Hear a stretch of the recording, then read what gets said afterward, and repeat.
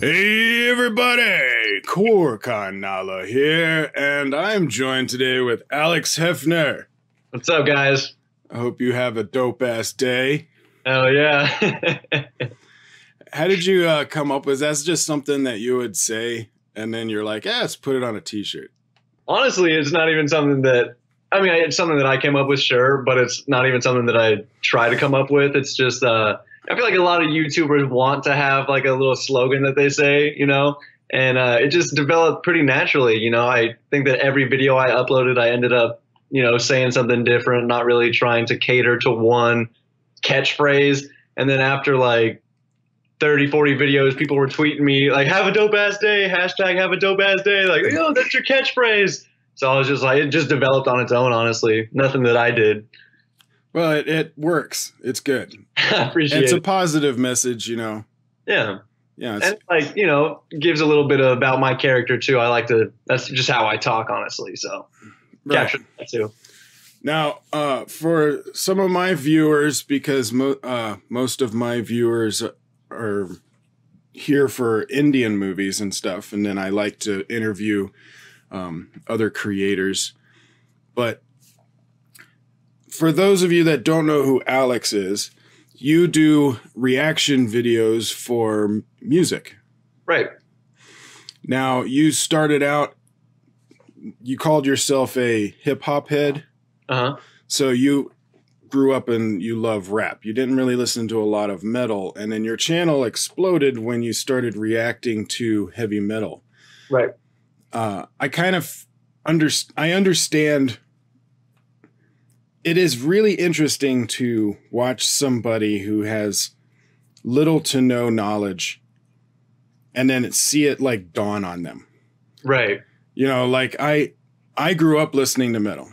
I have bipolar, I have depression. For me, heavy metal is a cathartic release of emotion. It's a way of getting it pulled out of me, Sure. And so when I see somebody that doesn't know anything about metal reacting to a metal song, if they don't quite grasp the lyrics, because that's the important part, you're not going to understand the lyrics.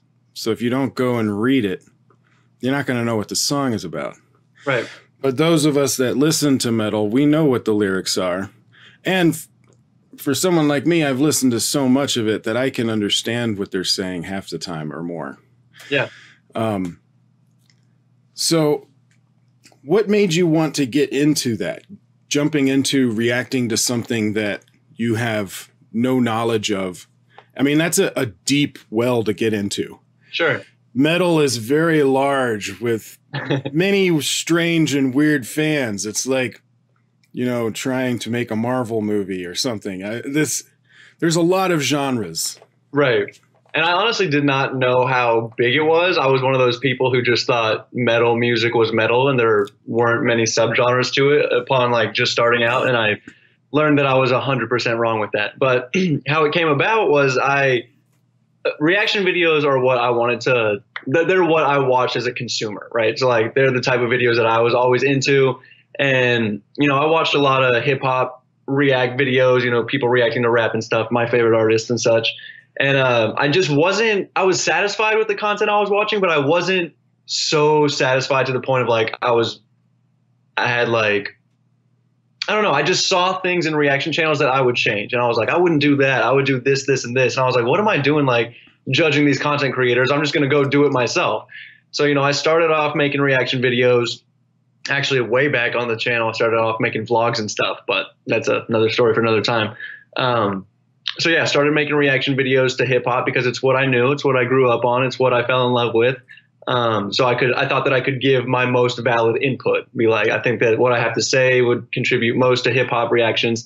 And after, a good amount of reactions, I started trying to branch out with some things such as like K-pop, Korean pop music, some stuff like that.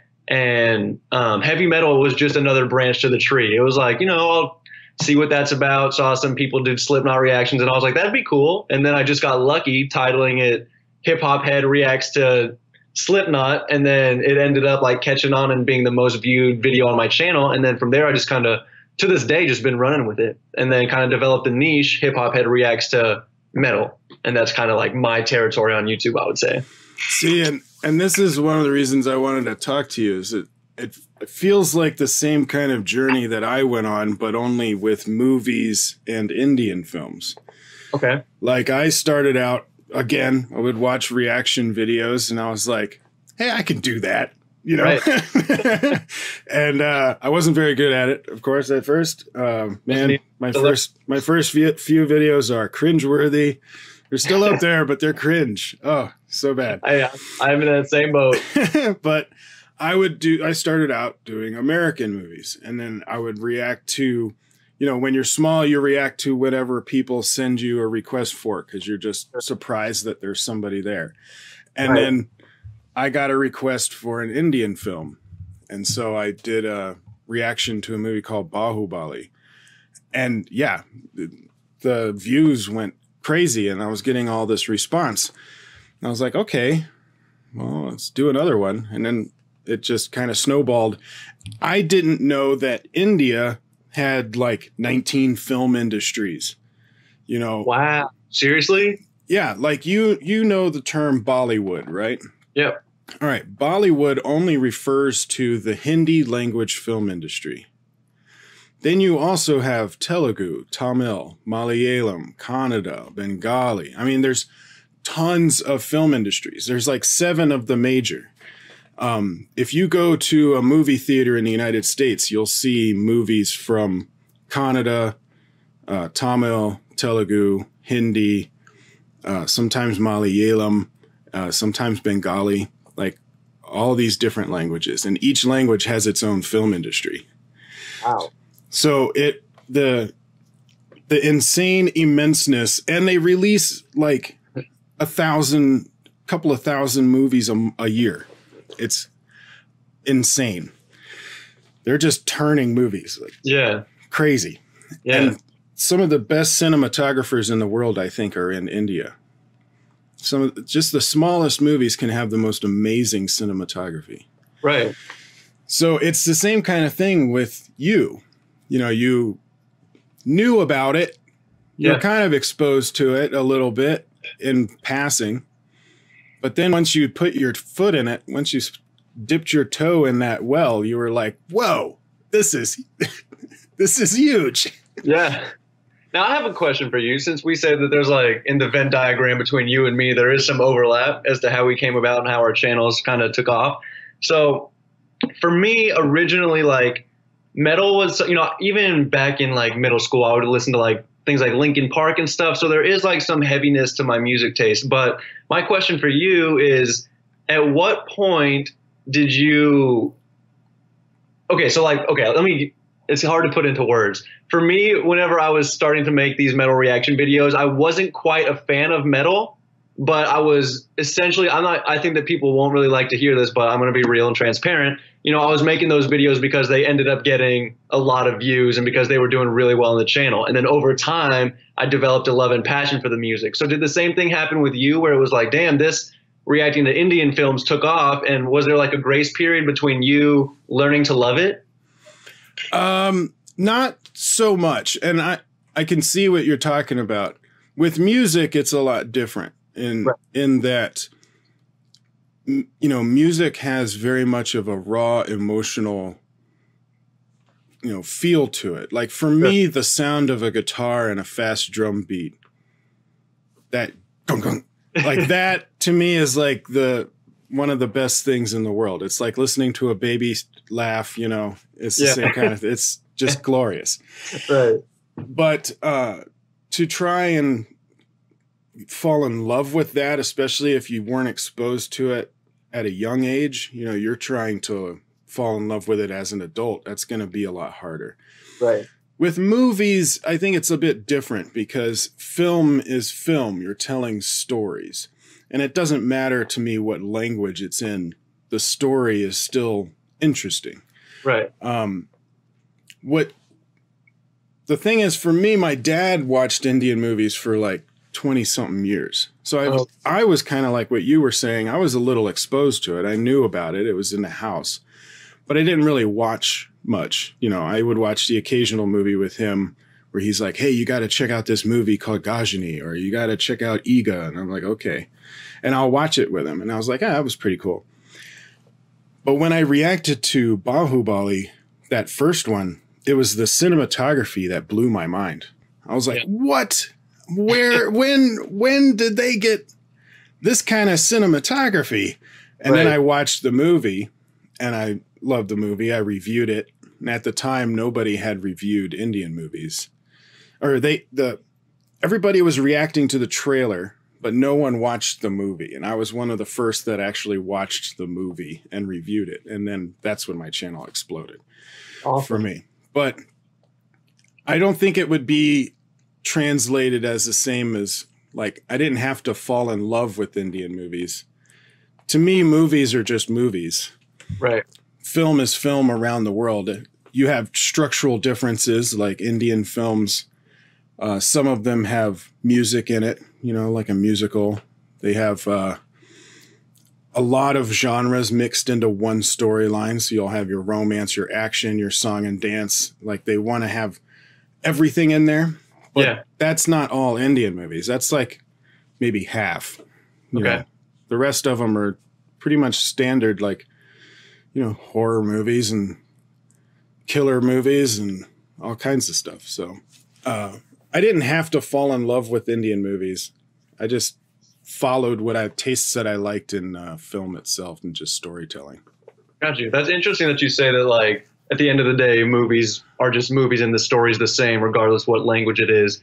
And I feel like to some extent that's how music is, but it's like, because, you know, you have these artists pouring passion, pouring love and experience and troubles into their music. So it is a way for them, an outlet, you know, an emotional outlet for them. But at the same time, it's masked. It's like those experiences are wearing such a different costume in terms of whether it comes in the form of hip hop, whether it comes in the form of pop, whether it comes in the form of metal. They're all dressed up so differently that it's hard to really understand that it's like, this is just one person's experience, and you got to appreciate that for the art that it is. So, yeah. One of the things I always liked about metal was, you know, the lyrics in the songs to me always felt deeper, like harder emotionally, not just in sound, but they tackle themes that you don't hear in pop music. 100%. Now you will hear that in rap music, but it feels different. Yeah. Feels very different. Right. I feel like the main difference for me is, it's interesting because I always say this, that I love metal for the fact, like you said, they cover crazy topics, right? A lot of it is death, destruction, drug abuse, alcoholism, stuff like that. And with those problems in life, they evoke an angry emotion, you know, like you get angry, that's just a byproduct of that type of experience. So it makes sense that people tend to like label metal as like devil music, or it's just a bunch of screaming or noise or whatever. And it's like they have to realize that in times whenever you're going through death and drug abuse and stuff like that, like screaming and anger and sadness, that is just a byproduct of that emotion. So it makes so much sense that they're screaming with it. But to contrast that with hip hop, I feel like metal is just more of an all-encompassing art. So it's like the lyrics have a very intense meaning, but also the music aspect is very important, and they work in tandem really well. Whereas hip hop and rap, I feel like 90% of the substance is the lyrics, and the beat is there just to supplement it, to kind of like bounce and bob your head to. Right, right. Yeah, the rap is very much of, you know, the poor guy in, you know, in the city or in his town doesn't have money for instruments, and they're doing it with their mouths. Right. I mean, that's how beatbox came into play. You know, nobody had the money to go and buy a drum set, so they're just going to do it with the, you know, have your friend sit there and beatbox while you spit out some lyrics. Sure. And that's a really interesting point. A lot of hip hop is like an up and coming, go from the streets to prosperity type of thing, where I feel like I have no idea what it takes to start a metal band or anything like that, but I'd assume it takes a good amount of money for the instruments, for the, you know, trying to produce the song, going to studios, a bunch of things like that. So I think there's a pretty stark difference there. Yeah, a lot of my friends that are have been or are in like metal bands or rock bands, it can be expensive, but most of them have had their entire teen years was them saving up and buying bits and pieces. So by the time they are actually recording, you know, they've spent 10 years building up their specific like guitar set or their drum set.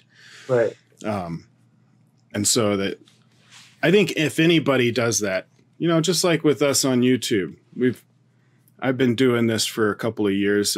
I started out with using my phone as a camera, and then I moved to getting a microphone, and then I moved to getting a webcam, and I moved to like you end up building things up. So right. But with rap, it felt more like it needed to be mobile. Yeah. Like you can't take guitars and a drum set and just wander around the city and start playing stuff. Like you'd have to set it up somewhere. Right. With rap, it's like you're going to this club and then you're going to this club, or now you're going to this guy's house, or you're like going all over the place and you're doing rap battles and you're doing this and that. You got to be light on your feet. Right. 100%. So I have another movie question for you. Are you equally so a fan of TV shows as movies, or are you heavily favoring movies? No, I like both. Okay. Stories are stories. Right. And I take budget into consideration when I talk about how film is made. Okay. Do you have like a top three? Because I love movies, but I would say as of recently, I'm more partial to TV shows.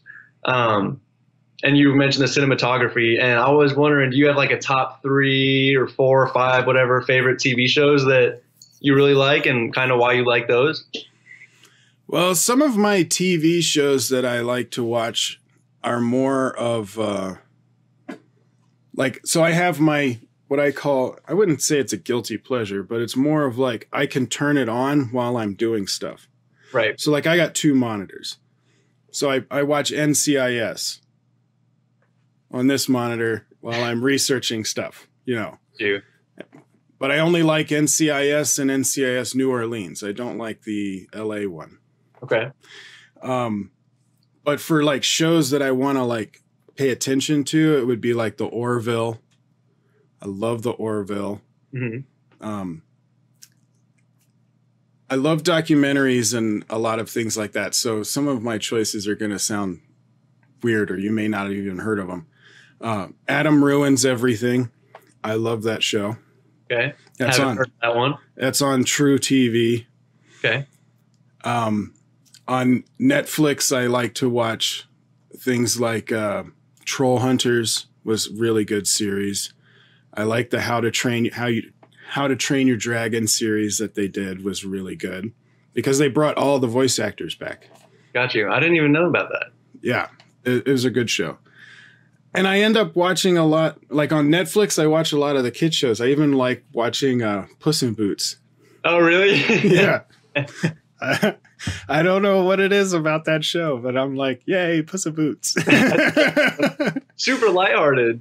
Yeah. And then I also like some of the, you know, like the CW shows, Flash, Arrow, some of that stuff. But when I'm watching TV, it's either going to be a documentary or maybe a animated show of some kind.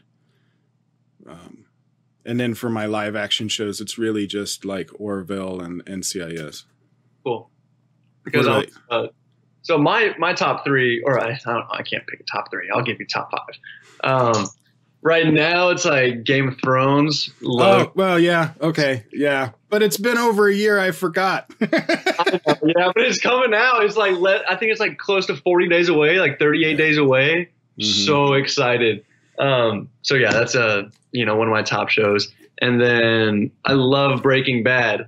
Like that is one of my all-time favorite shows. And you talking about cinematography, that's one of the reasons, aside from the crazy story that Breaking Bad is, I love the character development, and I love like the transition from scene to scene. How they'll have like one sound, like a vacuum cleaner ending one scene, and then it goes into like the garbage disposal for like the next scene, and it's just a transition between sounds. I think that the way that they do that is really cool.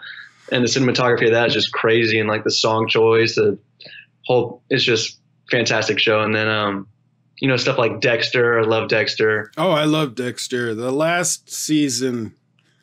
Dexter's interesting because I feel like they did drag it on a little bit too long. It was one season too long. Yeah. Without giving away any spoilers at all, just a very good or bad, how do you feel about the ending of Dexter? Because that's a huge topic that people are like, love or hate. See, I'm in the middle. I'm like oh, you haven't finished it? No, I have. I'm saying my feelings are in the middle where I don't love or hate it. It's more of the last season. Like it was a chore for me to get through the last season. So when it ended, I was like, okay, it's over. Right.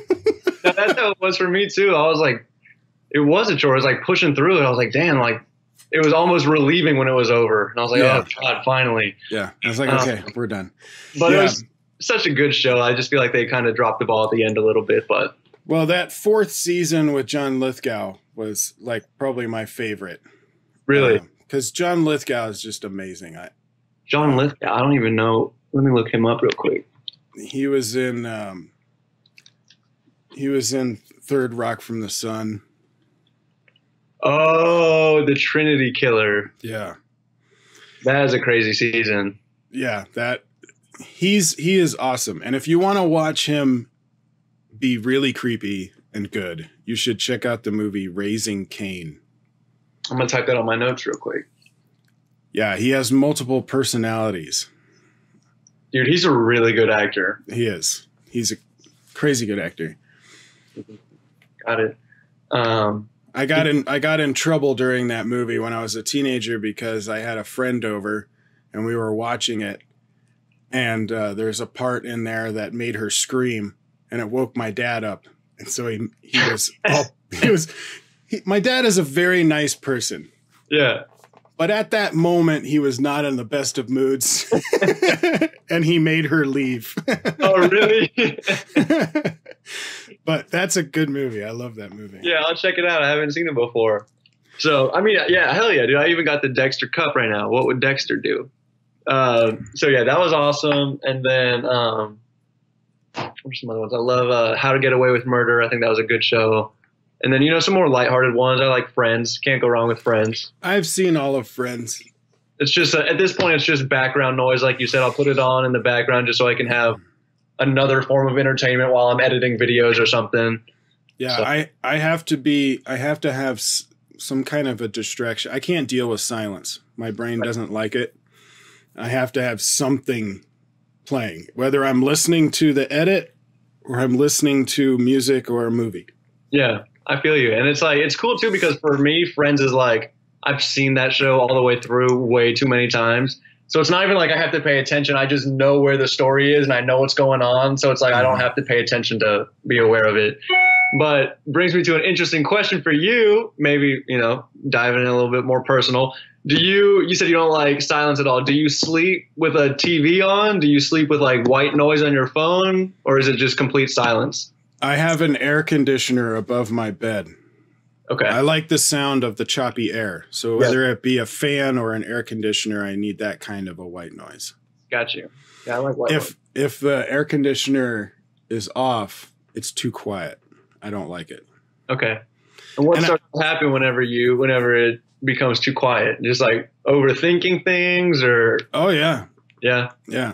Like, you know, like I said, I have bipolar. My brain doesn't like to turn off. Okay. So it has a lot of things running all the time.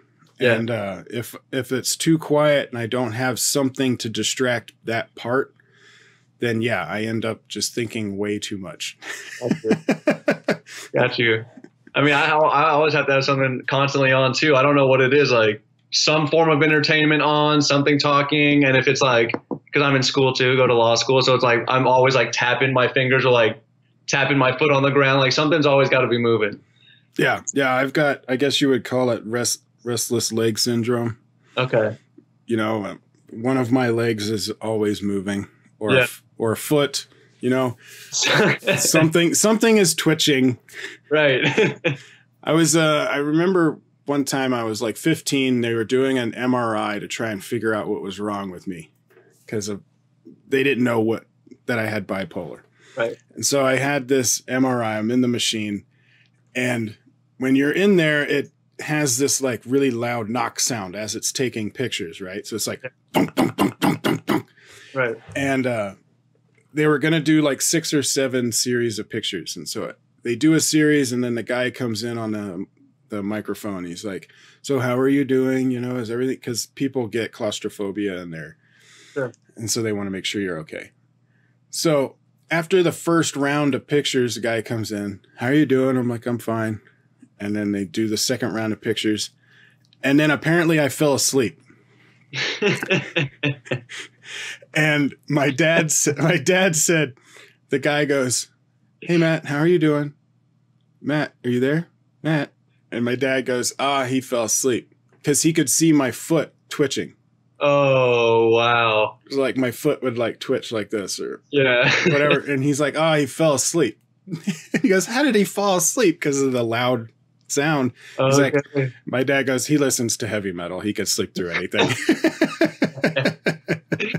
Oh, that's awesome. Plus, you said, you like sleeping with something going on too. So it's probably soothing, that tapping, and you're just like, I could fall asleep to that. That's nice. Yeah, it was kind of distracting my brain. It was kind of nice. I like that. Yeah, that is cool. That's funny. So what were some of your influential bands? Like, what got you into rap when you were younger? What was the moment that got you hooked on hip hop? Well, I would, I'd say I was never like a really rebellious kid. Like, I did well in school. I never really had any behavioral issues or anything. So it wasn't like trying to get away from the mainstream of things, but it was a slight way to rebel. And I thought as a young kid, probably, second or third grade, I thought that it was like so fun and cool to cuss. And I was like, oh, this is so fun. And like rap music was the type of music where it was like the most amount of cussing. So I was just like drawn to that because it made me feel cool. I was going through stuff, like my parents got divorced in second or third grade. So I guess I was just looking for something like angry, which metal would have been perfect, but I didn't go that route at that time. So, music like Eminem, it made me feel like he was going through some crazy, can I cuss on here? Yeah, I don't care. Going through some crazy shit in his life. So it made me feel like, damn, there's people out there who are going through things way crazier than me. So it almost made me feel like what I was going through wasn't so bad. Like Eminem that was the first rapper that I found that, I fell in love with and was like memorizing lyrics and listening to songs over and over again. And then from there, it just branched out to a bunch of different forms of rap. But even back then, listening to stuff, I also love Red Hot Chili Peppers. Like they're one of my favorite bands. I have numerous Red Hot Chili Pepper tattoos. I love their music. They're super talented musicians, but I think that my love for them comes from like the nostalgia I have tied with it, like emotional connections to the music, friends showing me Red Hot Chili Pepper songs, my sister and I bonding over a couple songs. So I think that that's what it was. But yeah, Eminem was my go-to. Eminem is good. I mean, like even as a metal, like I like a lot of different genres. I'm not just metal, but I like to say I'm everything but country. I can't stand country. But I do like bluegrass. Okay. But I can't stand country, especially pop country. So you don't like that new age, like radio country? No, it sounds disgusting to me. Yeah. If anything, that makes me angry. When I hear it, I start getting angry. And I'm like, you got to play some metal and get this out of me. Cleanse my palate. So my sister loves country, and I'm not a big fan of it at all. Like there's some artists and some country songs that I can get on board with or play, but I would never like make it habit. There's just so many other things I would prefer to listen to. Yeah, and I think part of it is like some of my extended family that I had disowned when I was younger were all hillbilly bigots. And okay. So whenever I hear country music, I think of that ignorant part of my family that I don't want to know. Right. Did that side of the family like country a lot? Well, they sound like that. Okay. You know, Sure. when I hear country, I hear that accent. And it just brings you back. You're like, And no. I'm like, no. I don't want to know that. I don't want it. Yeah. It's like nails on a chalkboard for me. Right. Yeah. So that's my own thing. Like it's nothing against country music. I just can't stand it myself. Right. But I liked Eminem a lot. Yeah. Same with when I was a kid though, it was stuff like, you know, NWA, and Ice-T and Body Count. You know, Ice-T had Body Count. Yeah. So you had some crossover between metal and rap back in the 80s. You had Anthrax doing songs with Run DMC and stuff like that. So, or not Run DMC. Who did Anthrax do that song? I can't remember. It was Run DMC did that song with Taylor. Steven Taylor. What's his band? Aerosmith. Aerosmith. Thank you.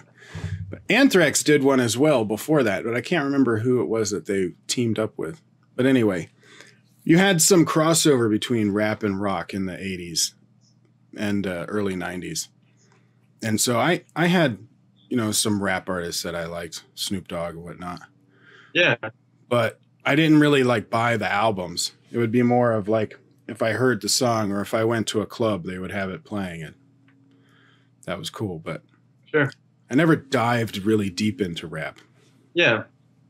So do you find yourself at all leaning towards like more rap-y metal bands like Rage Against the Machine or something like that? It's a little bit more rap than most metal bands. I like Rage. But again, they felt more like a metal band than a rap band. They would, because the themes that they were talking about were more on the metal side and political. Right. You know, same thing with like System of a Down. Yeah. I would put them kind of equal in like their messages and lyrics and stuff like that. So the style of the rap, I would put them more in the metal category. Oh, me too. Just like their delivery in comparison to all the other metal bands, I would distinguish them as a slightly more rap. They're completely metal in my mind, but you know, like the delivery and the way it sounds like they're rapping a little bit. So, well, I mean, there's Slipknot songs where he's rapping. Oh yeah. Look at was it Spit? Yeah. Yeah, he's basically rapping just really loud and in a grunt. Yeah. Have you ever met any bands, any members of bands, anything? Yeah. So I had this weird experience if you head out of town here, I live in Colorado, and I was going towards Denver. Actually, I was coming home.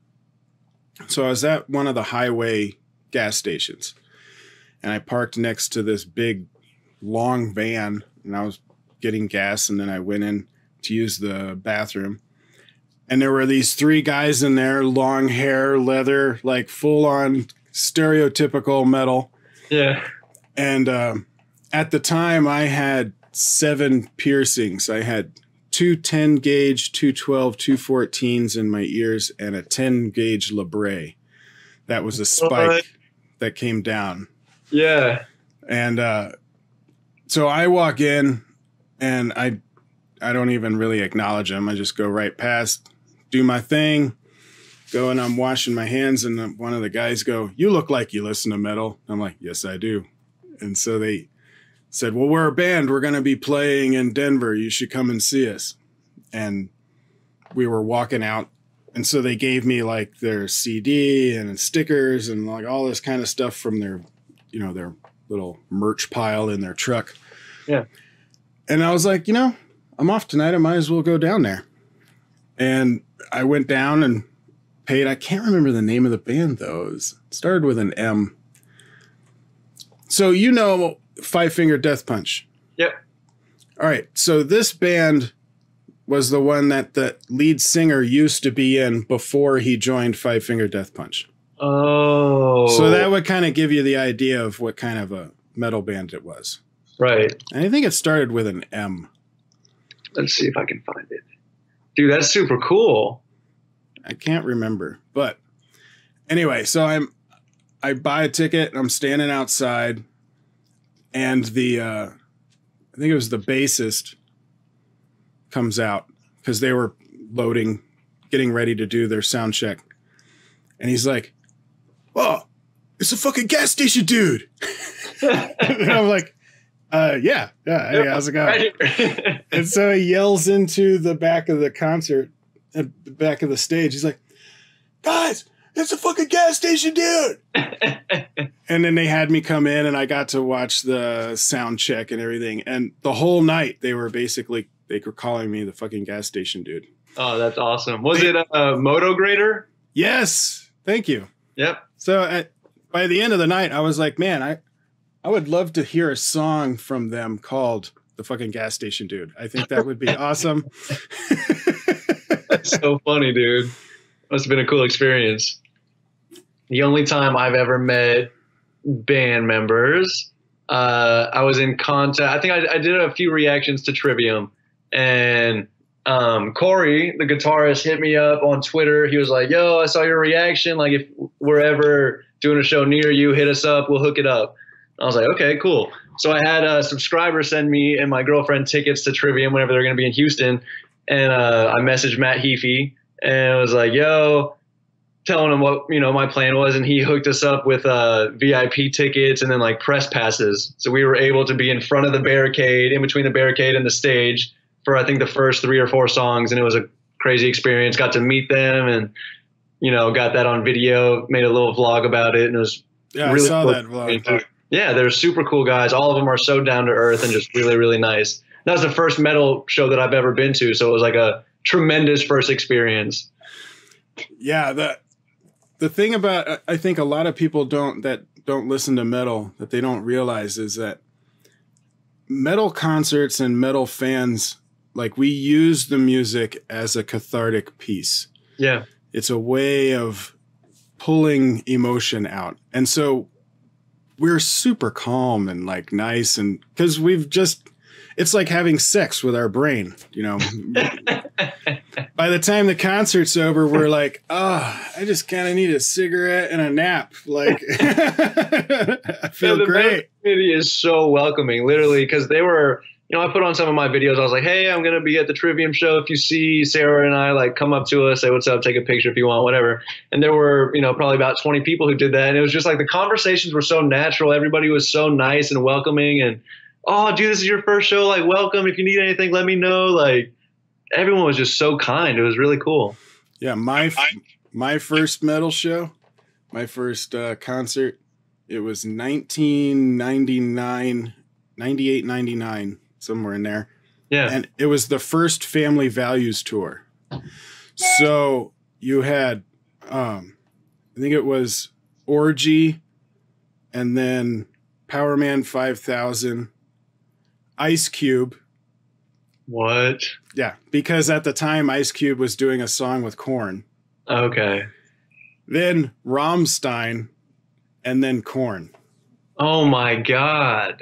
And this was like right as Rammstein's first American album came out, called Schingschucht, I think it was.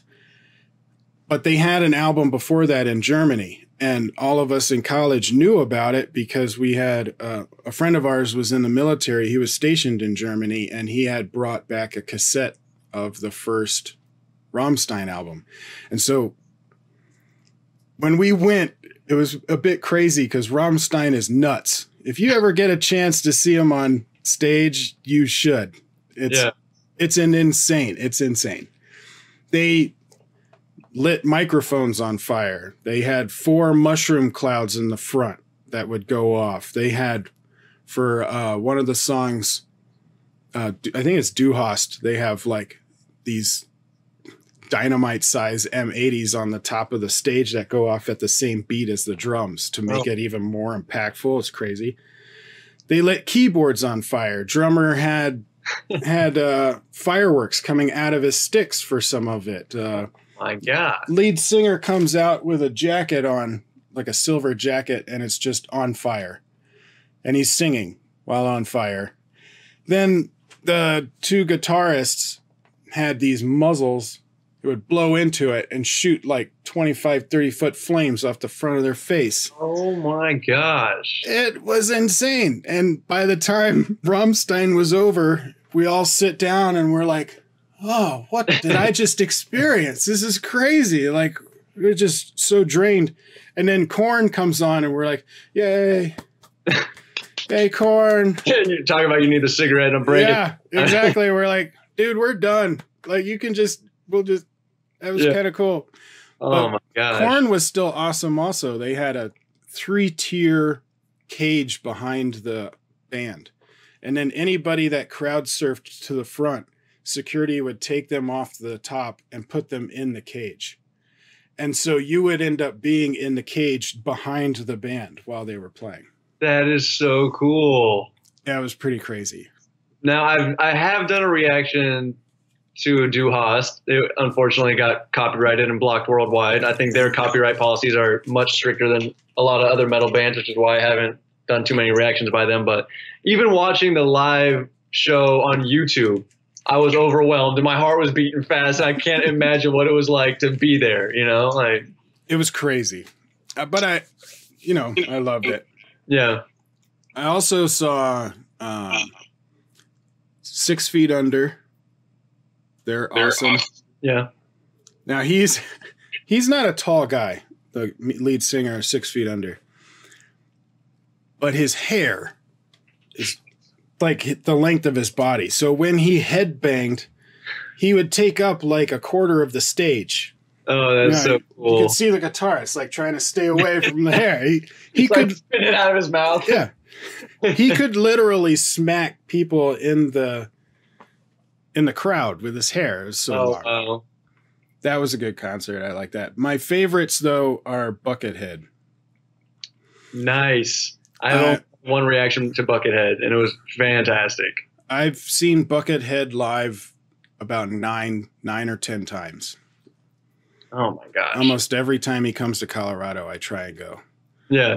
He has a crazy amount of albums, right? Or like projects that he's put out. Like, yeah, he's been on something like 300 plus albums. That is unreal. He's got, there was one year he put out, I think it was like 100 albums in 1 year. It was like it's like 75 or something like that. But one of them is a box set that I have that's actually 13 albums in this one box set. And what he did is he basically would just sit there and play until so he also did some stuff with Viggo Mortensen, you know, the actor. No, Viggo Mortensen. Yeah, he was in Lord of the Rings. Oh, okay. He was just in the new movie Green Book that won that award. Okay, I see. I just looked him up. So he is very artsy. He does a lot of painting, drawing, but he does music, and he does odd music. Like he'll turn things into instruments like wheelchairs and whatnot. Cool. So he became friends with Buckethead, and they actually have like 3 or 4 albums that they did together. And if you watch an interview with Viggo, he said, well, he'll just sit there, Buckethead, and he'll just be messing around until he finds something he likes, and then he'll stand up, he'll record it, and then he'll sit down and do that again.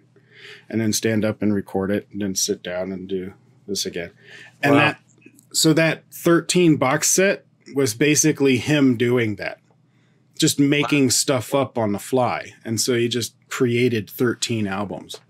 Now, at that point, I have to wonder, like, what are his shows like? Because with that much music out there, can he remember all of that? Or does he just get up on stage and start playing more random stuff and everyone's like, oh my God? No, he has like some of his famous songs, you know, like Jordan, sure. That he ends up doing. And then he'll put in maybe a couple of new stuff. But what's interesting is every live show is different in the sound of the music because he'll improv in the middle. So like the solos, if you listen to the song on the album, the song is maybe 4 minutes long. When you watch it in stage, it's probably 10 minutes long. Got you. Because he'll just go off on some tangent, you know. Yeah. He'll even mix two songs together. He'll start off playing Jordan, halfway through move to another song, and then come back to Jordan. You know, it's like he'll go all over the place. But it's just amazing watching him play. Oh, I'm sure. Someone that skilled, I feel like it's probably more natural for him to have a guitar in his hands than not. Yeah, I actually filmed one of his concerts. It's on my channel. I'll send you a link. You can watch it. Oh, please do. But yeah, it's crazy. Like his fingers, because he's got really long, like piano fingers, that he can cover like a quarter of all of the frets. Wow. I've seen him do some notes that are just impossible. I have massive hands too, and they're like long, skinny fingers that would be perfect for piano. I should pick up guitar, become Buckethead Mini. Yeah, exactly. Awesome. So I wanted to say congratulations to you and your girl on the engagement I saw on Instagram. Thank you so much. I appreciate that. She's a model, right? Yeah, she models. And she's been on your channel a couple of times. She actually, if anything, she listened to more metal as a kid than you did. Yep, 100%. She was all about, like, especially System of a Down, because I hadn't heard any of those songs, and she was like mouthing all the lyrics, like knew everything. Before they got really intense and they screaming, she was like looking at me just in anticipation of how I would react. Yeah, she's a keeper. So are you like, who are you? Me? Oh, no, to her, yeah. No, in one of the videos, I stopped and I was like, this just doesn't seem, like, I love the music, but it just doesn't seem like the type of music you would listen to. And I was like, it's so strange to me, but, you know, I ended up thinking it was really, really cool. Yeah, she's a keeper. She's nice. Yeah, she's super sweet. Whenever I've seen her on your channel, I was like, yeah, you could see it.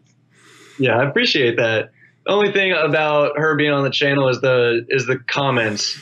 Yeah. So, I mean, comments get to me too, but at this point, it just comes with the territory. So I'm used to seeing those comments on a day-to-day basis, whereas she's used to like uploading a picture on Instagram and there being nothing but positivity. Like there's only a function to like someone's picture on Instagram. There's no downvotes. On YouTube, it's like a much more negative space, which is really weird. It gives people the opportunity to downvote. And for some reason on YouTube, the comments can get pretty intense and mean. So yeah, the comments can get toxic. That's for sure. I have filters set up so that if people use certain words, that's nice. It gets reviewed by me. Most of the time, I just let it go. Right. You know, if someone's attacking me, I'm like, you know, whatever. But if they're attacking somebody else, then I delete it. Yeah. But yeah, the comments section can get pretty toxic. There's a lot of people that, you know, that like that animosity behind the keyboard. Yeah, little keyboard warriors. Yeah, they wouldn't say that to your face. Exactly, and that's what I keep trying to, you know, I tell her that, but I also keep trying to tell myself that. It's like, why am I getting upset at this comment whenever literally it's probably some like 11-year-old kid in New Jersey or whatever who's like thinking he's cool saying it, and it's like, why do I give that so much merit? Like, who cares? Yeah. For me, it's like whenever I type something, if I'm typing a comment or whatever I'm typing it the way I would say it to someone's face. Right. This is what I would say if I was standing in front of you. Right. Now, I started out, though, with the internet when it started. Like my name, Koricon. Yeah. So that's a Dungeons and Dragons character I created in like 1988. Cool. And so we played a lot of D&D. And then in the early 90s, 91, 92, when the internet kind of went public, most of the people on the internet were like hackers and computer people that wanted to stay anonymous. So we all used, you know, internet handles. Right. So I just used my D&D character. I was Koricon. Then when that didn't matter anymore and you didn't have to have a you know, an internet handle. I just started using it to sign up for things. Like if I wanted to temporarily use a website, I would just sign up as Koricon. And then it just became my thing. Right. Have you checked out the videos on my channel that's like me and my buddy Austin reacting to songs? He's like converting my friend to metalhead. Yeah, I've seen a couple. I don't remember. I think one of them was Slipknot. Yeah. I think we did JINJER together. We did Trivium. But you talking about D&D, that's what he's gotten into. Like I've played a couple times with him, but he's big on it. Like he DMs and everything. And he's actually trying to make a YouTube channel now where him and one of his other buddies who are really big into D&D are just trying to, you know, make that their YouTube content. So it just reminded me of that. Well, if he's down, I'm willing to be on there. I love D&D stuff and fantasy and all that jazz. So that would be cool. He's looking for ways to get some content out there. So I'll give him your information if that's cool and see if he has any ideas. Yeah, like we have. I'm a part of this group called the Reactors League. It's like a Facebook page group.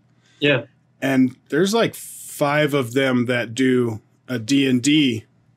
Like they come in on Google Hangouts or whatever, and then they do D&D long distance, right? And then record it.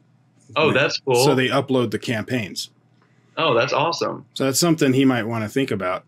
Yeah, getting people together to do a campaign and just record the campaign. Right. Yeah, that's awesome. So that just reminded me of that. I wanted to know if you knew who Austin was, and yeah, well, that song JINJER, I've been like loving reaction videos to that. Yeah, the Pisces. Yeah. Yeah. Because people don't expect that little girl to have that voice. Dude, the first time I saw that, I was like, she has to be lip syncing. I was like, there has to be some dude behind her that is making those sounds. Nope. Unreal. Yeah.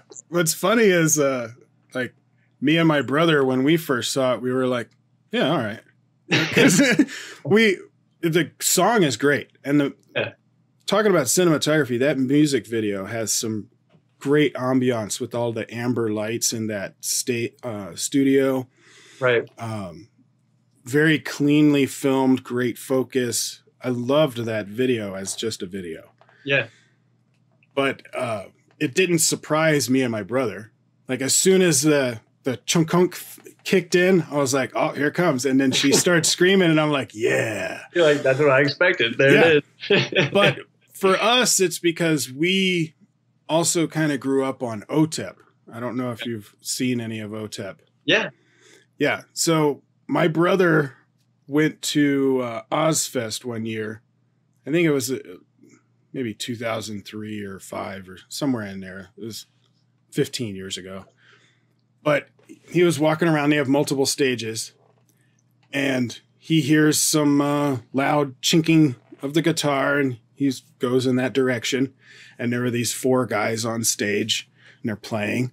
And then you hear Blood Pig. He's like, yeah, that's great. And then this little girl walks out on stage, and she's grunting, and my brother's like, I love you. Will you marry me? And so so we had already been exposed to little girls with big voices for a long time. So when Pisces came out, we were like, yeah, it's good. She does a good job. And for me, I had never seen that before. So I was literally like I had to pick it up off the floor. I was like, oh my God, that was the most insane thing I've ever heard. Yeah. And then, so I've been watching a lot of reaction videos of Pisces just because I like seeing the moment on people's faces. Right. Where they're like, what the? Yeah, that's fun. I'd be lying if I told you I hadn't looked out other reactions just to see their reaction to that song as well. After I did it, I was like, I have to see what other people think about this. Yeah, there's certain movie trailers I do that too. Yeah. Where I do it, I'm like, okay, I want to know what other people think of it because this is pretty crazy. You know? Yeah. Yeah. It's unreal. So what kind of content? You said you mostly watched reaction videos, or that's why you got into making them. What other kinds of YouTube channels do you watch? So I started off watching vlogs. I don't know, a guilty pleasure watching people's personal lives. I don't know what it is about that, but I, loved it. I watched a lot of Roman Atwood, David Dobrik, vlogs like those that are just like comedy based and family oriented and stuff like that. And then all the way up to content like The Good Mythical Morning, like them trying out different foods and stuff. And, YouTube's great because you can watch one video and end up on a rabbit trail, and then 4 hours later end up in completely different territory than you started off with. So for me, like I said, I started off watching vlogs, and whenever I started my YouTube channel, the two types of videos I was watching was vlogs and then reaction channels, both of which I thought I could create my own content. So I started off with vlogs, and then, after about 10, 15 videos, I had like a realization. I was like, why would people want to know about my life? Like, nobody knows who I am. Nobody cares about who I am. So, John Smith in North Dakota, like, why do I care about him? No one's going to be interested. So I was like, okay, maybe I could make a reaction channel and then kind of build up my audience so that gives them a reason to be intrigued into my daily life. It makes them want to know more about me. So it was like the ultimate plan was to make a reaction channel to get people interested in me so I could circle back to vlogs, because that's what I really ultimately end up wanting to do, because I feel like I could make that a career on YouTube. And like I said, I'm in law school. I feel like I could be happy as a lawyer, but if my job was to wake up every day and be like, what type of video am I going to make today? Like, that would be right. That would be it. So yeah, it's hard. It's hard being a smaller YouTuber. Yeah. Just because it's, you have to work. Oh, yeah. And so finding motivation to do videos when you've just spent 9 hours on your feet at work and you get home and you're like, I'm just done. Like, I'm so tired. My body hurts. Yeah. I don't feel like, and I'm not going to fake energy for a video. Right. If I can't be authentic, then I'm not going to make the video. Right. Recently I've been having trouble with depression because my bipolar meds, I don't feel they're working. And so I'm trying to go and see my doctor, but he's on vacation. So I get to see him on the 11th, and then maybe we'll do some change of the meds or something. I don't know what we're going to do, but so I haven't been making very many videos just because I can't get past the physical draining of working all day and then mentally having to be happy. Like, if I can't do it naturally, I'm not going to do it. That's tough, because especially, I go through that too. And it's, there are days whenever I'm like, shit, I have to make a reaction now. And then, like you said, I am very out there and like all the energy has to be brought. So sometimes I think about that and it's like the last thing I want to do. And I'm like, people will be able to tell if I come on here and I'm trying to fake it. So, sometimes you got to wait for that authenticity. But also talking about smaller YouTube channels, like the amount of consistency you have to have.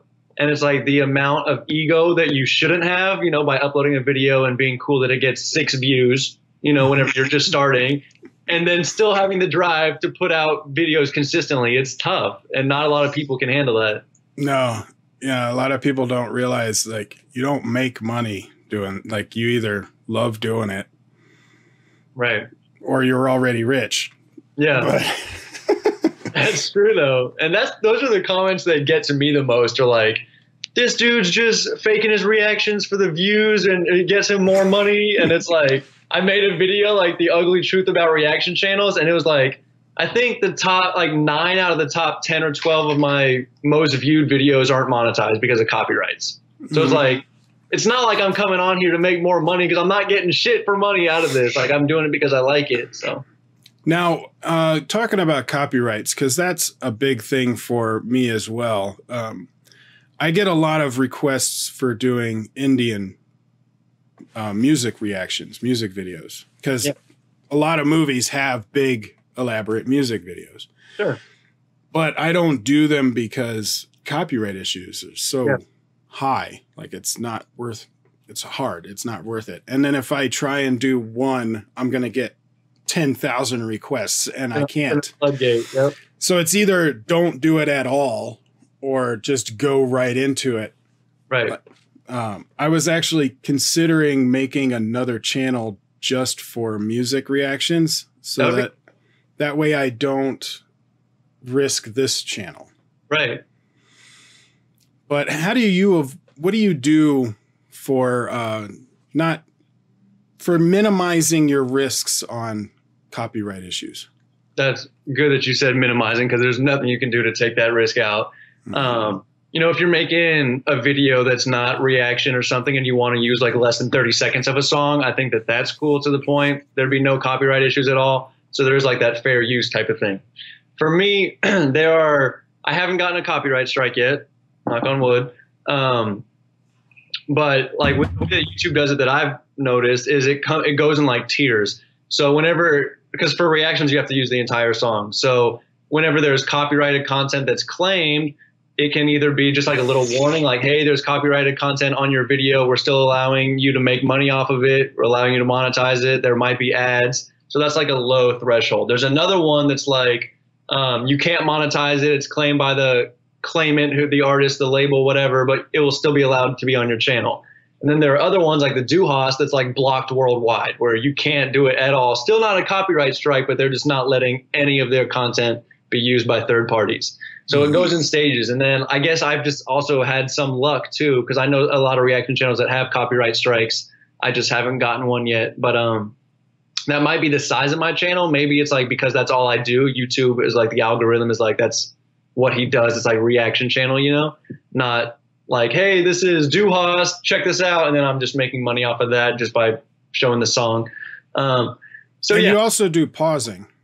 Yeah, you do pausing, but I mean, that doesn't really help. A lot of people think that people pause in order to get around the copyright, but it doesn't help. It's literally just the interjection, me trying to pause a video, give my input so I don't forget it at the end. Right. Well, and also that does feed into the fair use. You know, you're transformative. Yeah. So, you know, I think that there's still some discrepancies with YouTube and how it's like, I feel like at the end of the day, I'm just giving these bands free advertisements. So, you know, it kind of rubs me wrong how it's like, I feel like I should be able to monetize every single video, because it is, how many reaction channels are on YouTube? And it's like, I feel like if you're looking for a Slipknot reaction, you can find it in 10,000 different places. People keep returning back to my channel for like my personality and for me and just like the connection that they think that we have. You know what I'm saying? Yeah. So it's like, it's interesting to me. I don't know, but I would definitely suggest it just by talking to you for this little bit. You got a great energy about you. You have a lot of cool things to say. I would definitely tune in and check out your reaction channel. That'd be awesome. I don't know. Like, the thing is, I have two channels right now. I do one for American movies and one for Indian movies. Right. They're separated because I also do a lot of movie reviews for my local paper. And so they kind of need to have their own channel. Right. And I figure if any of my Indian fans are interested in the American movies, which a lot of them are, they can just subscribe to both. Sure. But to start a third channel or maybe a fourth channel, because I'm also a computer nerd, I've been working on what I want to do for my new computer build. And so I was like, I could make a channel, a tech channel. Yeah. And explain simple things like how to ground yourself, you know, explaining what RAM is, you know, all that kind of stuff. So it's like all of these ideas that I want to do and just finding time and motivation to do it. And then there's also the thing about you're not wanting to spread yourself too thin, you know, like. Yeah. Yeah.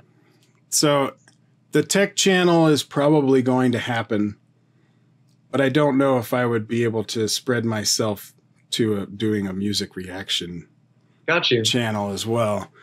But I would love to be like a guest on someone else's channel and just do some videos from time to time.